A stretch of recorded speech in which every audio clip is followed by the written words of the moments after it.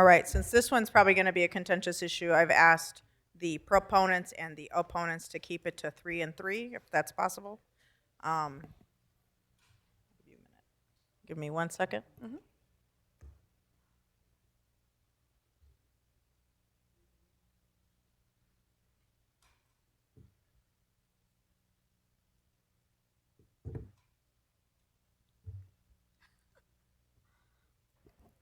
Well, before we get started, Senator, you have 2,672 proponents, 8,802 opponents, and 42 no position. Senator, present your committee amendment. Thank you, Madam Chair. Senate Bill 1909 amends the Consumer Fraud and Deceptive Practices Act to prohibit the use of deceptive practices to, number one, interfere with an individual seeking to gain entry or access to the provider of an abortion or emergency contraceptives. Two, induce an individual to enter a limited services pregnancy center. Three, in advertising, soliciting, or otherwise offering pregnancy-related services. And four, in providing pregnancy-related services. The amendment to this bill addresses concerns raised by the Medical Society and the Hospital Association. Senate Bill 1909 protects patients against the use of deceptive and misleading practices that hinders the ability of people to make informed decisions and access timely reproductive health care. Opponents will try to say that this is an attempt to suppress their First Amendment rights, and that is false. The intent here is not to disrupt the authority of the Illinois Department of Financial and Professional Regulation to discipline or regulate the conduct of licensed medical professionals. In addition, this bill is not intended to punish medical providers, such as licensed providers who provide obstetrical or gynecological care, simply because they do not perform abortions. Healthcare providers will not be subject to enforcement under this bill, so as long as they do not employ fraud, deception, and misleading practices to interfere with or prevent another from accessing comprehensive reproductive health care. With that, I have a couple of testimonies. Before we get to that, let's adopt the amendment to the bill. Senator Holmes moves to adopt Committee Amendment 1 to 1909, Senate Bill 1909. Do I have leave to adopt the amendment? Leave being granted.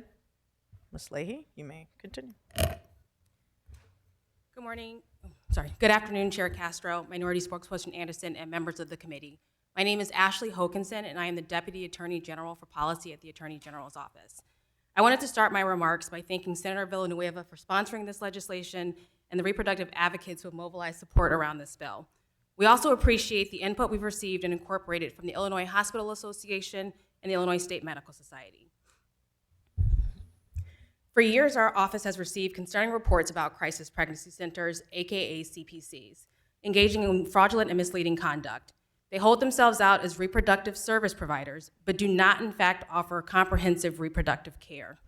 In the most extreme, our office has received complaints that CPCs have used deception to physically divert pregnant patients from their appointments with abortion care providers to mobile sites operated by the CPCs. At the CPCs, they might be pressured to take pregnancy tests or given ultrasounds, all without the CPC disclosing that they are not abortion providers or necessarily healthcare providers, and all with the intent to cause delay and prevent the patient from making it to their real medical appointment. This egregious conduct has amped up since the Supreme Court's Dobbs decision, particularly now that Illinois has become an oasis in the Midwest for those seeking reproductive care. The final push for our office to initiate this legislation came last fall when the Attorney General witnessed this conduct with his own eyes. The AG had arranged a visit to a Planned Parenthood and was in fact warned in advance that CPC staff, deceptively posing as Planned Parenthood volunteers, would physically stop cars from entering the driveway as a tactic to prevent patients from accessing those reproductive services. Even though the AG passed that message along to his driver, when the individuals who were dressed in brightly colored vests with checked-in signs approached the AG's car, they stopped. Now imagine the confusion and trauma this must create for a person who is traveling to an abortion provider in Illinois under incredibly stressful circumstances, coping with pregnancy, rushing to a time-sensitive appointment for abortion care, and meeting the confusion. I believe you will hear from advocates today who can speak to these experiences directly.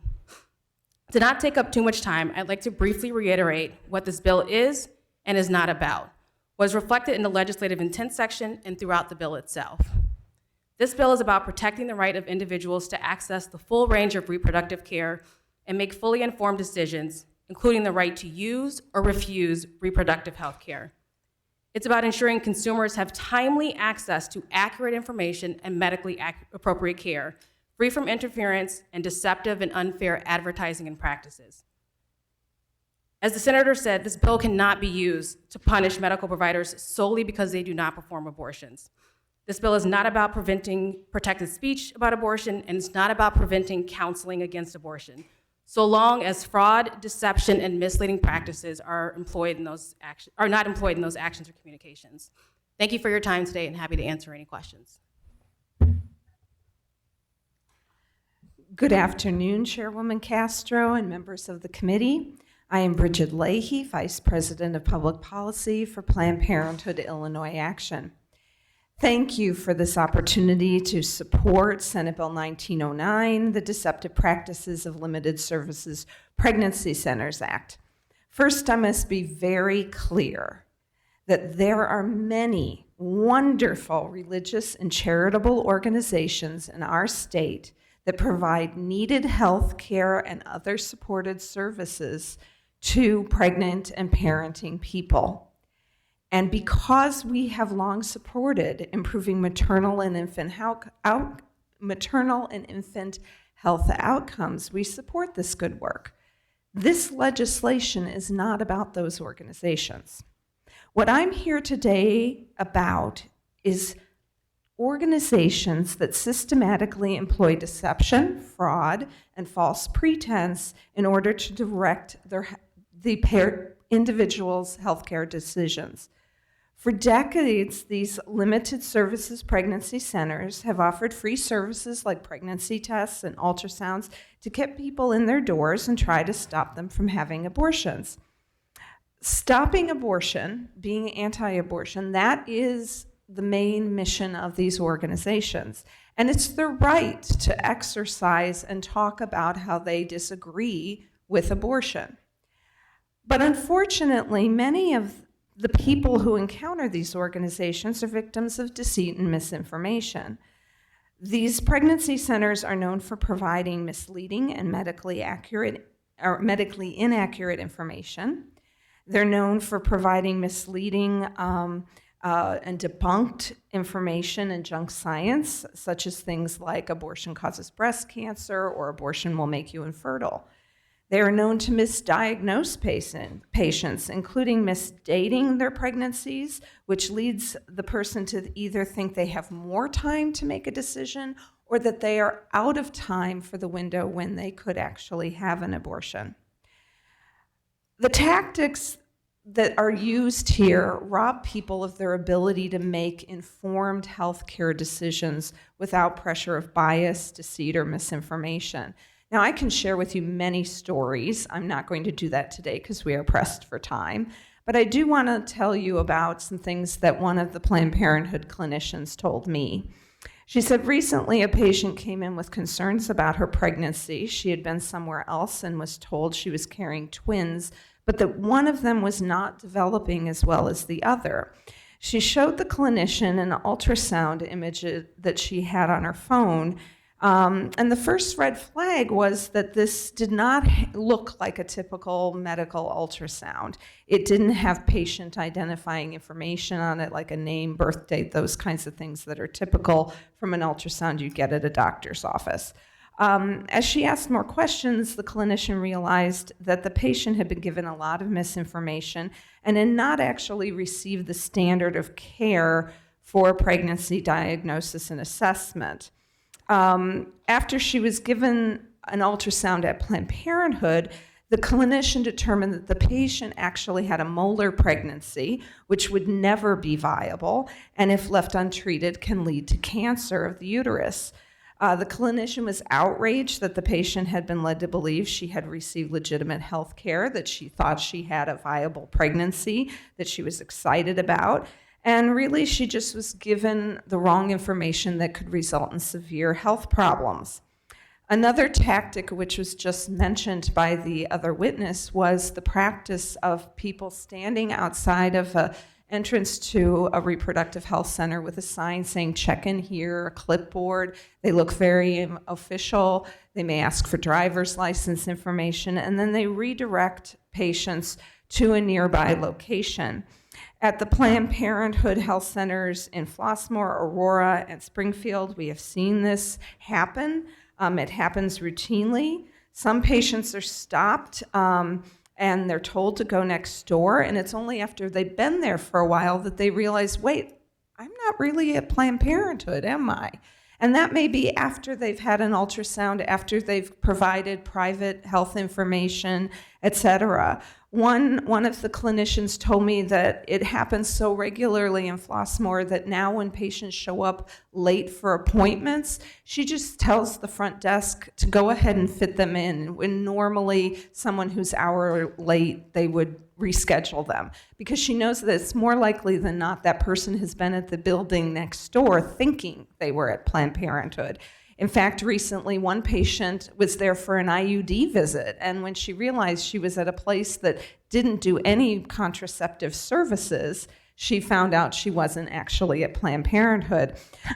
So I know that the Attorney General saw this firsthand and saw what our patients deal with on a routine basis. I would also like to call your attention to written testimony that has been submitted to the committee by the Planned Parenthood of St. Louis and Southwest Missouri, which operates a health center in Fairview Heights, Dr. Allison Cowett at Family Planning Associates, and I believe Reproductive Transparency Now.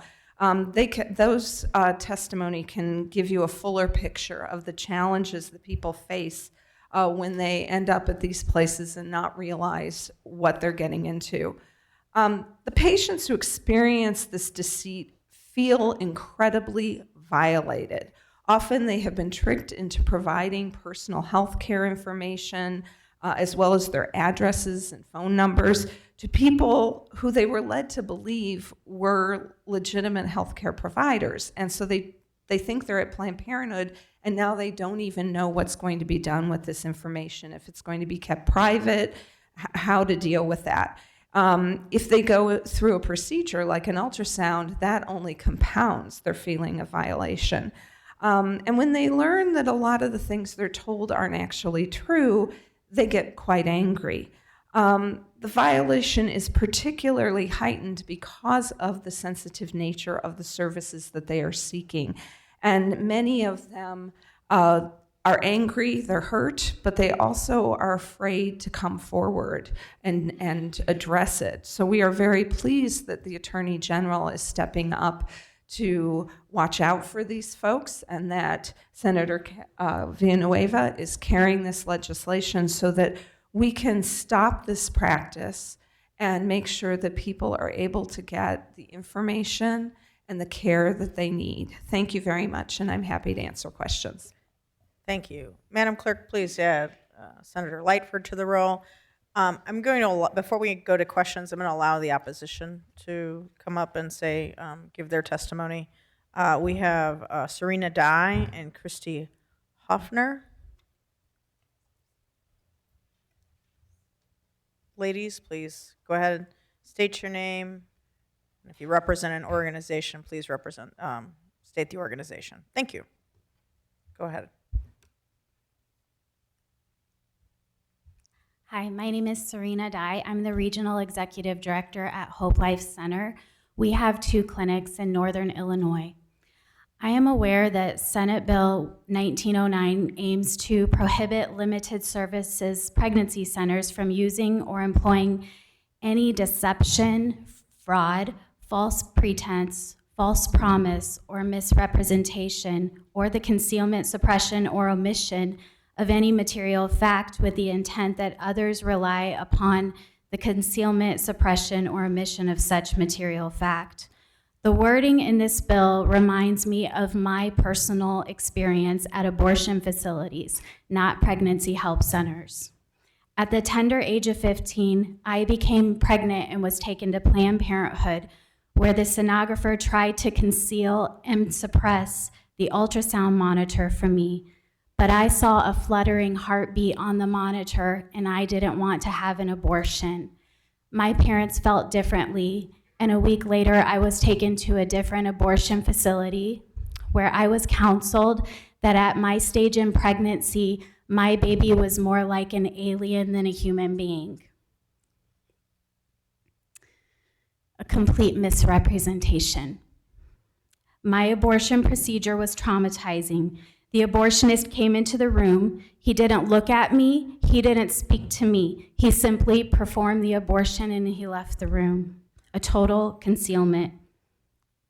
I was told my bleeding would stop and life would return to normal. A false promise and misrepresentation. Years later, I started a family and had complications with all 5 of my pregnancy due to an incompetent cervix because of the abortion. Neither abortion facilities informed me with answers about my pregnancy or the risks that abortion would cause me to suffer. You see, abortion facilities are the true agents of concealment, suppression, or omission of any material fact that you speak of in this bill. If my parents had taken me to a pregnancy center first, we would have been informed of the whole truth about my pregnancy and my options. Instead, I was left with a lifetime of trauma and physical health issues because of the lack of information or care that I received from 2 different abortion facilities. I oppose Senate Bill 1909 because it makes allegations that what our clinic does is deceptive. In fact, the very title of this bill is insulting to pregnancy help centers. No pregnancy help center takes any public money. We rely on donations of others to help the most poor and marginalized pregnant women in need. We fear this legislation, through the use of terms that are vague and undefined, will subject us to fines from the Attorney General. The fines can be as high as $50,000. Many of the pregnancy help centers barely have budgets above $50,000. When this bill mentions unfair and deceptive practices, what does that mean? What is false pretense or concealment or omission of material fact? What are my rights to speak about abortion under Senate Bill 1909? When patients call our helpline, we inform them that we are not an abortion facility. Our clinics aim to provide women with the entire truth about their pregnancy. We perform a medical-grade pregnancy test to confirm that they are really pregnant, ultrasounds to confirm viability and gestational age, and information on fetal development. We then present 3 options in great detail to our patients: parenting, adoption, or abortion. Depending on the patient's gestational age, we are able to provide information on what type of abortion that she will qualify for, should she make that decision. We do not withhold information from our patients regarding abortion, as State Bill 1909 insinuates, and provide details about the procedure, the risks, and the aftercare that she will need. Our information is derived from the most current medical information from the American College of Obstetrics and Gynecology, the FDA, and even some of our more well-known abortion providers. Providing women with all the information about their pregnancy and their options is safe health care and allows them to make an informed decision. Our current statistics show that 7 out of 10 women coming into our clinics choose to carry their pregnancies to term. The 3 out of 10 women that choose to have abortions often return to us because of the compassionate, non-judgmental care we provide them. Our patients choosing abortion are able to take the medical information and ultrasound we provide and proceed to have an abortion if they choose, and we do not hinder her from making that decision. Sadly, we are starting to see patients return to our clinics after having complications from chemical abortion because the abortion facilities are not helping them. Some of our patients would have died from infection had they not reached out to us to get the care that they desperately needed. Since we are privately funded by faith-based support, We do not refer our patients to abortion clinics, but we do tell patients seeking abortion that they should contact their insurance provider or primary health care provider to get the correct referral that is in their insurance network. We are able to offer every woman the compassionate and non-judgmental help and support that she needs, no matter the decision that she makes. Pregnancy centers have a mission to provide women with all the information they need surrounding pregnancy and their options, and it's actually the abortion facilities that should be held accountable for providing women with deception, false pretense, false information, and everything that this bill insinuates that pregnancy centers are doing. Pregnancy centers are providing what abortion facilities should be providing: every woman informed and safe health care. Please oppose Senate Bill 1909 and let pregnancy centers like mine continue to freely offer women the whole truth about their pregnancy so they can truly make an informed decision for themselves. Thank you. Thank you. Madam Clerk, please add President Harmon to the roll. Good afternoon. I'm Christy Hofferber with a Beacon of Light Pregnancy Help Center. I'm going to share my personal story as well. I was conceived in rape and incest. At the time that I was born, my birth mother did not have a pregnancy center to turn to. There were 6 children conceived from the abuse that she endured by her father, 4 of which resulted in abortion, forced abortion, to cover his actions. And it worked because there was no evidence when he went to trial. I had been removed from the situation and placed for adoption at birth. The abortion facility did not ask my birth mother questions. They simply took his money and destroyed her children time and time again, allowing the abuse to continue for over 20 years. This happened in Madison County, Illinois. If my birth mother would have had the opportunity to turn to a pregnancy center, her life could have been very different. This is a very valid reason that centers play a critical role in helping women. Pregnancy center staff are trained to ask questions to ensure that a woman is safe, she is not being abused, and if she is facing abuse, they offer her support to get to safety. This, again, is truly critical. Pregnancy resource centers offer hope by providing women with positive options when they are facing an unplanned pregnancy. Many women who come to pregnancy centers don't have support in their life. They don't have anyone to walk through the experience with them. The center may be one or the only support that these women have. They receive services that are not provided at an abortion facility. These services include, but are not limited to, material and monetary assistance, education, including parenting classes and life skills, healthy life choices, how to establish healthy relationships, co-parenting support, healing from abuse, and even post-abortion healing. We are a non-judgmental support system when women are facing some of the most difficult times in their lives. Adoption, even open adoption, is also an option for these women. Centers are led with the utmost integrity, with honesty at the helm of all that is offered. Each client is treated with respect and dignity. The overall support that is given is unmatched by the abortion industry.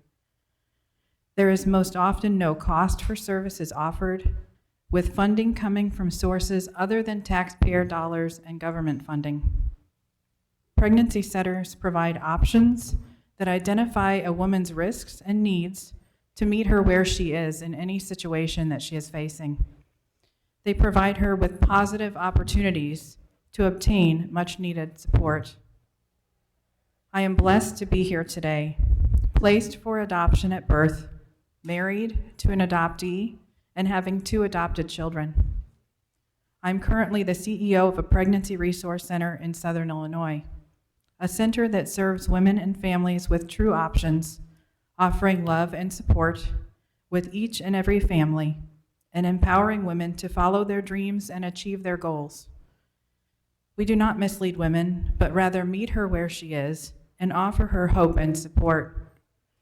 Pregnancy centers are the entities in which women can find the most support. Women are the ones who would be hurt the most with the passing of this legislation.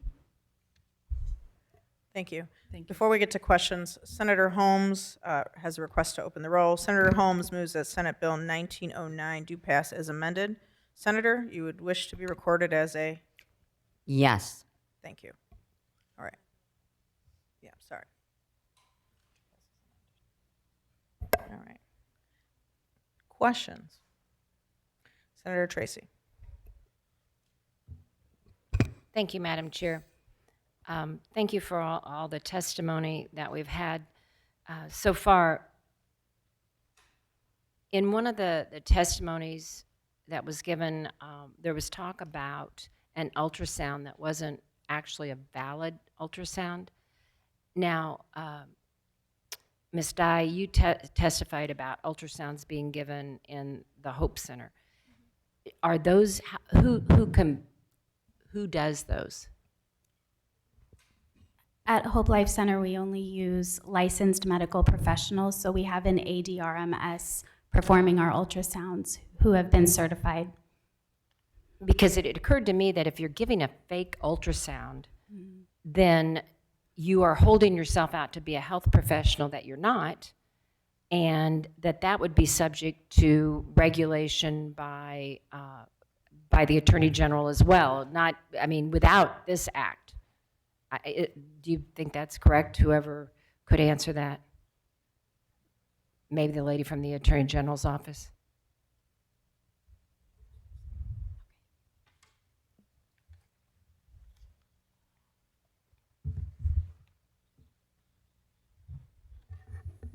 So, Senator, I believe your question was about whether or not we would pursue someone who gave a false. If this was a fake ultrasound given by somebody who's not qualified to do so, wouldn't there be tools available to either the Attorney General's office, to some authority, to address that situation even without this bill in place? So it's my understanding that there is no requirement that a licensed individual actually do the ultrasound. So there would be, giving the fake ultrasound would be the issue, not necessarily someone who wasn't licensed performing the ultrasound. Right. I mean, if you're not licensed to do ultrasounds, then whoever gave a person that was testified to would be subject to repercussions for giving a fake ultrasound or holding themselves out to be someone who's qualified to give an ultrasound if the ultrasound wasn't genuine. So there aren't qualifications around giving the ultrasounds, so there would be nothing for us to do. But if we're talking about someone receiving deceptive practices, that's where the Consumer Fraud Act would come in. Well, if somebody's holding themselves out to be qualified to give an ultrasound, then I would think that they would have to face repercussions for holding themselves out to be qualified as a technician. So if someone is being deceptive by saying they're a technician when they're not, Yes. yes. Yes, that's what I'm asking. Yeah, yes, So- it would also be under the criminal code. So Exactly. And so, to me, you have a tool there to take care of that situation.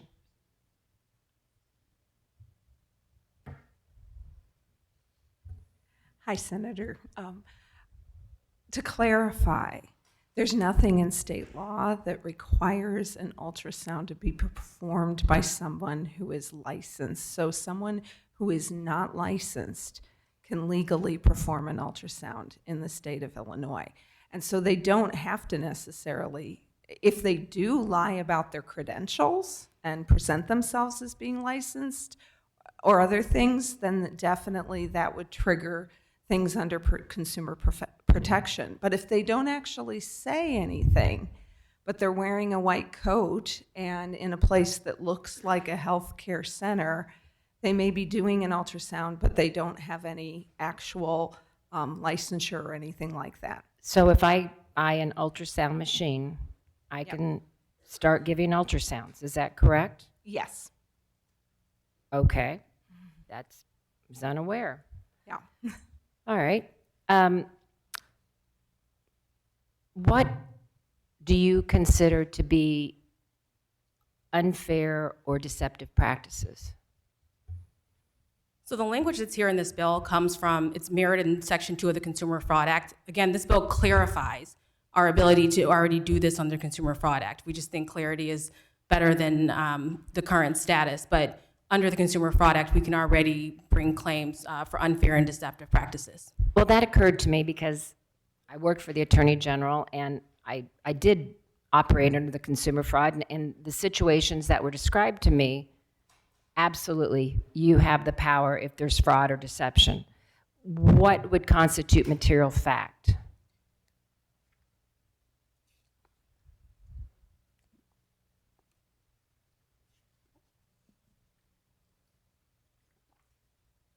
Sorry, just one moment.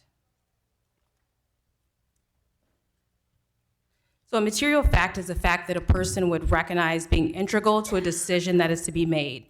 It's distinguishable from insignificant, trivial, or an unimportant detail. A material fact exists when a consumer would have acted differently knowing the information, or if it concerns the type of information upon which a consumer would be expected to rely in making a decision. And if you see printed materials, say in a website or on a building, you have that to rely on if you were to charge the consumer action. But what if it's a conversation? How are you going to proceed on that type of thing? Obviously, that would require an individual to come forward and let us know about the conversation that occurred. That happens frequently in consumer fraud. And is the penalty $50,000 for anybody that you would find guilty of under this, or you would find in violation of the Consumer Fraud Act?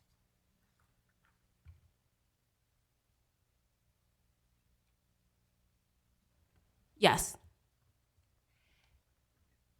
And I wondered, when you described the situations that you said happened in Flossmoor, are there any pictures of the buildings or people having a clipboard or that kind of thing? Do we have any real-life examples or pictures of those? I don't know. I can ask our security folks if they do have pictures or footage. I know that the staff there sees them outside, and I spoke to the staff about it, and we also have seen the same thing in Aurora and in Springfield. I've seen them in Springfield personally. So, Because it seems to me, I'm very familiar with many of these pregnancy centers, and that is perhaps outlandish behavior if you're steering somebody over, and that's why I'm wondering why the Attorney General hasn't taken action before now. If under the Consumer Fraud Act it's already covered, but you want to clarify, then why was there no action taken then? Again, I can't speak to any ongoing investigation, so I apologize. Okay, so you're just not speaking to it, but we can assume that perhaps there are? I can't speak to that. Okay. So perhaps I'm to presume that there may be action, and so, again, looks to me like you may have the tools you need without going and perhaps having further action that might lead to legitimate pregnancy centers being charged and subject perhaps to a $50,000 fine. I think like many of the bills, consumer fraud bills that are filed every year by both chambers, both sides, to clarify what the Attorney General can and cannot do under the Consumer Fraud Act, this is just another one of those bills.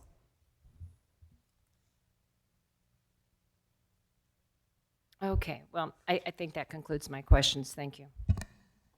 Senator Rosen. Thank you, Madam Chair.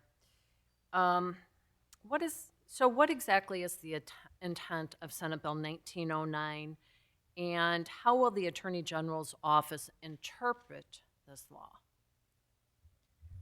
So again, we interpret the consumer fraud law on a case-by-case basis based on the materials that we receive. For example, on page 2 of the legislative intent, I would say approximately line 8 to 12. It states, the advertisements and information given by these organizations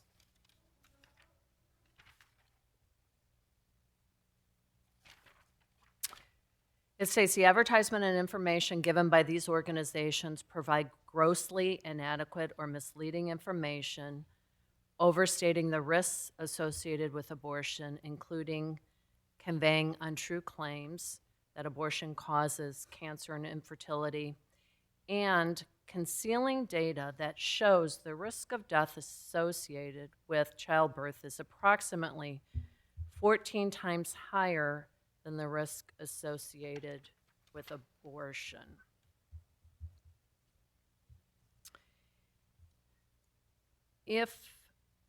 Yet we have information, according to a different study that states by Priscilla Coleman, who has her PhD, and her study states that this particular statistic is flawed because abortion reporting is not required by federal law, and only 27 states require any type of abortion reporting, with 3 out of the 4 most populous states not requiring this information, which I believe Illinois is one, where the information is not reported publicly.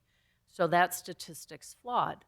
That statement that is in this bill saying that concealing data that shows the risk of death associated with childbirth is approximately 14 times higher than the risk of death associated with abortion.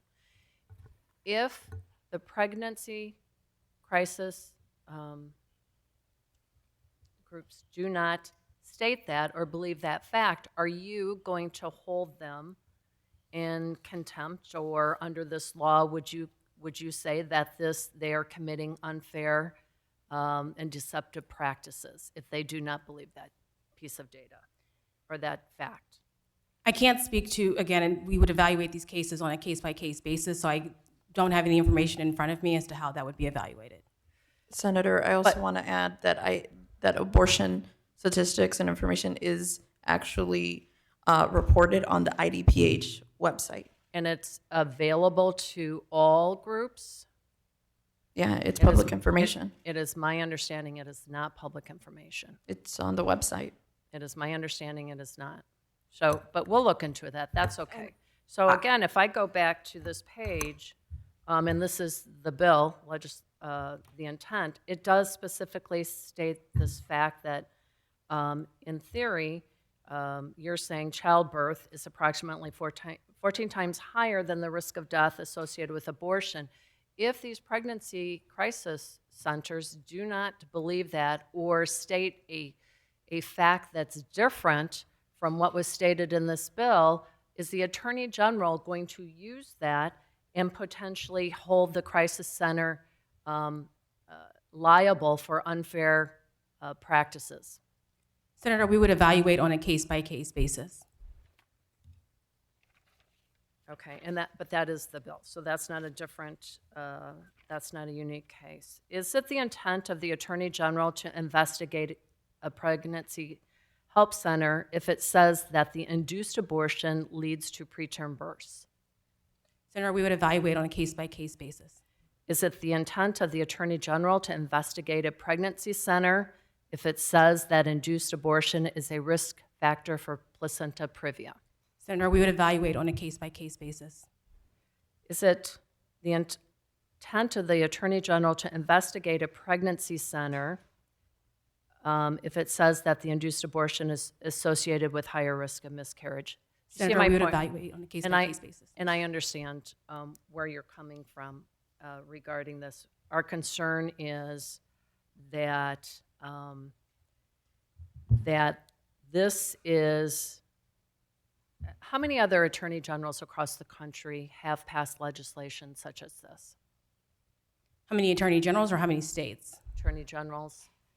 I know for certain Attorney General Becerra in California passed legislation, but that's the only one I can think of off the top of my head.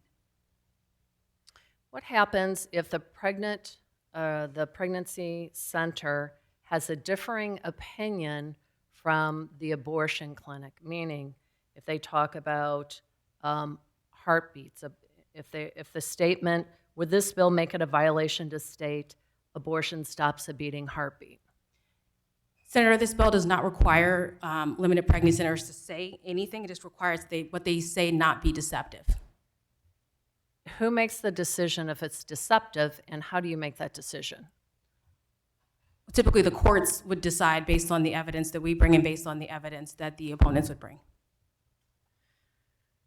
Would this bill make it a violation to state that life begins at conception? If that is what they would like to say, we'd evaluate on a case-by-case basis.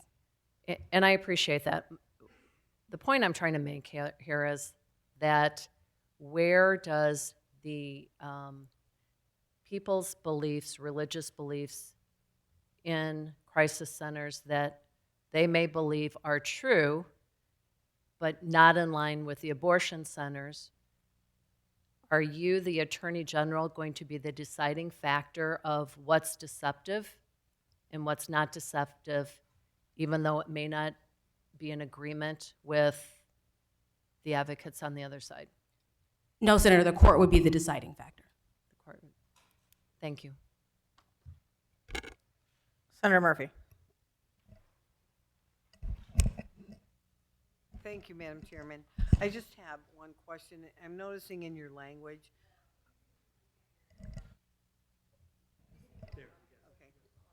Okay.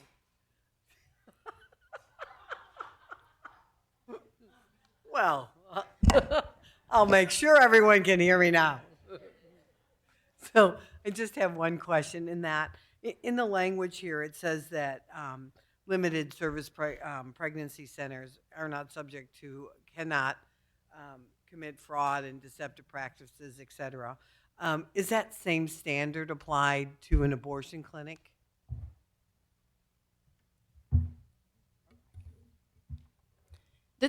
As we said before, so this bill would clarify. So all businesses are underneath the Consumer Fraud and Protection Act. So yes. Okay, but it is specifically spelled out in that language here in the amendment. I just want to ensure that we have parity, that nobody is providing deceptive information to anybody that's seeking health care services. Yes, that's correct. Okay. Senator, in addition to that, an abortion provider, because they're providing a medical service, would also be subject to malpractice. Okay, great. And just, we were pulling up the IDPH website, and we're able to get abortion statistics by county for certain years, and actually there's graphs and all kinds of information that's public. Thank you. Senator Anderson.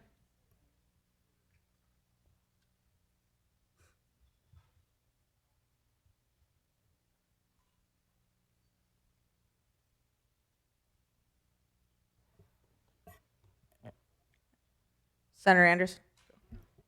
Thank you, Madam Chair. Okay. First of all, I'll play off Senator Murphy's question. Page 4, line 6. Oh, I'm sorry. 16. Page 4, line 16. To Senator Murphy's question, why don't you clarify that it applies to you? It just, because in the bill, it just says that it applies to these pregnancy centers. So why not clarify it if that is true? We don't feel the need to clarify it because it exists currently under the Consumer Fraud Act. But the pregnancy centers they're not currently in the Consumer Fraud Act? They are. We thought this would be a good idea to clarify that. So why not clarify it with the others in there? We chose to just clarify limited pregnancy centers. Okay. Going back to what Leader Resin was talking about, it seems, to me the law is an objective thing, right? You steal something, this is the penalty. It seems like we're giving a lot of power to the Attorney General here. It's very, very subjective. But why is that? Why are we giving the control of in your words, a case-to-case basis. Why are we giving that to the Attorney General? Because that is how the Consumer Fraud and Protection Act works.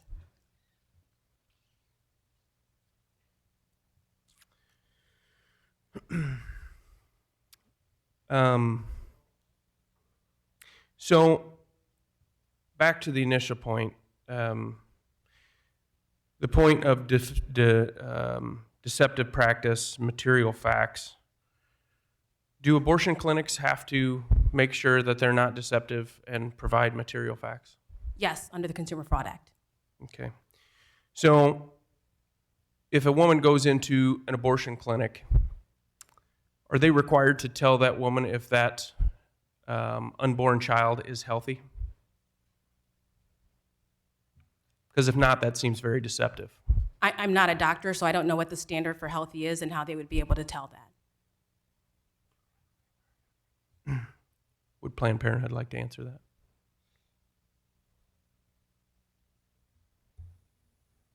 I think that would depend on the particular circumstances of the patient that was being seen. Okay. Do you tell them if the pregnancy is viable? Yes. You do? Okay. Depending on how the stage, the trimester, do you inform that person that that child has legs, arms, a beating heart? Before you answer, Senator Aquino, you'd like to be recorded as a, thank you. Sorry about that, Senator Anderson. I am not a clinician, so I cannot talk about specific conversations that are had with patients. Again, I think it would really depend on the particular circumstances of the patient being seen. Well, ma'am, wouldn't you agree that in this conversation that those are pretty important material facts for somebody that's about to terminate a pregnancy? Again, I think that I would have to say that it would depend on the particular patient and their circumstances of their case. Okay. Would you be informing them that that unborn child has fingerprints? Again, it would depend on the particular circumstances of the patient. Would you inform them that that child has a unique genetic code, DNA, that will never be reproduced again, that will determine eye color, Senator male Anderson. pattern baldness, Senator Anderson. whether they're going to be subjected to cancer in the future? Minority Spokesperson Anderson. Well, I recognize you want to give particular questions. Can we stick to the bill? And we don't want to debate abortion here. We're here to stick to the bill. So if you have questions to the bill, happy to let you indulge you on the answers. Madam Chair, I would ask you to indulge me because this is material facts that I'm asking that we are subjecting one person to, but the counter we are not subjecting them to. So all I'm asking is if material fact and deceptive practice is a two-way street here. And it seems like it's not, because those are pretty important facts for a woman that is about to terminate a life to know. So, Madam from Planned Parenthood, if you can't answer those questions, that's fair, but I would say that that is the definition of not providing material fact. Thank you. Thank you. Any further discussion? Senator Villanueva, would you like to close? I want to make a couple clarifying statements. Number one, we are not relitigating reproductive rights in the state of Illinois. That is law in this state. When we talk about deceptive practices, when we talk about larger issues, about everything that's going on, we are not suppressing anybody's First Amendment. People's beliefs and values still exist and are still upheld by our Constitution of both this country and the state of Illinois. This bill is not litigating that. Limited service pregnancy centers, also known as crisis pregnancy centers, have been reported to represent themselves, as you've heard here today, as comprehensive reproductive care clinics that operate in an unbiased manner rooted in medical standards. But the reality is very different. Many use deceptive and misleading practices to spread false information, unduly influence people's medical decisions without disclosing their true objectives. They often interfere with patients' timely access to the full range of reproductive care. They create confusion by employing staff and volunteers who appear to be medical professionals, but do not adhere to generally accepted standards of clinical practice and may not even have medical training. I want to share some stories from the Chicago Abortion Fund of people who have called into a hotline that the Chicago Abortion Fund has to report some of the situations and experiences that they've had, and also to seek help. Let me start off with a caller from Texas who was told that she was 9 weeks along in her pregnancy, but was really 5 weeks along. Coming from Texas, where abortion is currently banned, forcing her to travel to Illinois for care that at that time she could have still received in the state of Texas. Another caller, a mother, had the estimated gestational age of a pregnancy meant that she was told that she would be cared for over the course of 2 days at her local clinic. She told the caller receiving her call, "I understand that there's a risk of me dying, but I have to do this anyway. I can't have another child." I asked her, the person receiving the call, I asked her who told her there that there was a risk of her dying. And she said she got a free ultrasound at a women's center down the road, and employees there told her it was almost a certainty that she would die if she got an abortion at this stage in pregnancy, and that she would leave her children behind. Another caller, a mother of 5, who was extremely emotional and in the parking lot of a crisis pregnancy center, explained that she went to a crisis pregnancy center for a free ultrasound to get a sense of gestation and to talk about her situation, looking for options. She told the person who answered the hotline that the website was very misleading, and she thought that she was going to get information about getting an abortion. Once she arrived, they wouldn't let her leave for over 3 hours. And when she said that she was still planning to get an abortion, they told her she was going to hell and told her misinformation so that she was confused if she could even get an abortion at all. Another person was told by a crisis pregnancy center that her medication abortion would leave debris in her uterus. Another patient was sent all the way from Louisiana to Illinois to visit a crisis pregnancy center because she knew that abortion was not legal in her home state. The crisis pregnancy center gave her misleading information about her options and delayed her care, causing her unnecessary stress and financial burden. And yet, another situation was when a crisis pregnancy staffer held a youth caller, a younger woman, behind a locked door, not letting her out until they had prayed over her and showed her images from a sonogram without her consent. These are the deceptive practices that we're talking about. We're talking about misleading, deceptive practices that are happening in our state by people who are confusing, manipulating people who are seeking an abortion in this state that is legal. Now, this bill doesn't force crisis pregnancy centers from performing abortion services. We are upholding that right.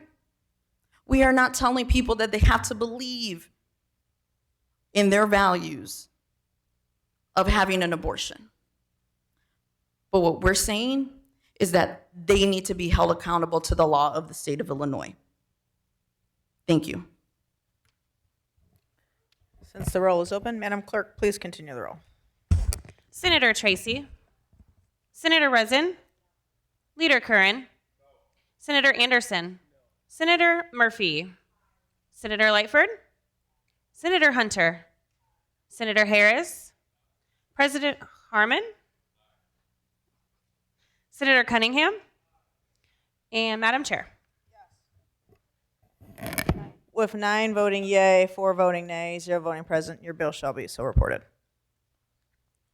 Next up, Senate